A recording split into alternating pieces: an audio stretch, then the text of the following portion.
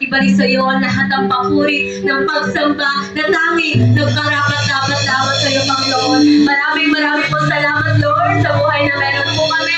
Salamat po sa kalusugan ng aming mga pamilya. At salamat, Lord, sa bawat oras, araw, taon, buwan ng aming mga buhay. Ay ikaw ang Diyos na sumama sa amin. Ikaw ang nag-ingat sa bawat paghakbang ng aming mga paa.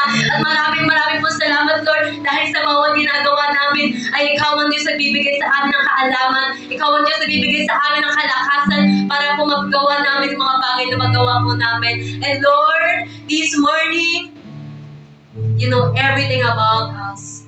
Alam mo po, nilalaman ng aming mga puso't isipan. Tunay, Lord, na ikaw ang may lalang na lahat ng bagay, nasa langit, nasa lupa, nasa karagatan, at nasa ilalim ng lupa. At Lord, saliksikin mo po ang aming mga puso, saliksikin mo po ang aming mga puso't isipan sa anumang pong mga nagawa po namin kasalanan sa iyo. Sinasadya man po namin ito, hindi Father God, and the wrong motives, intention, nakasalita ng hindi maganda sa aming kapwa, maging pag-iisip ng hindi maganda sa amin.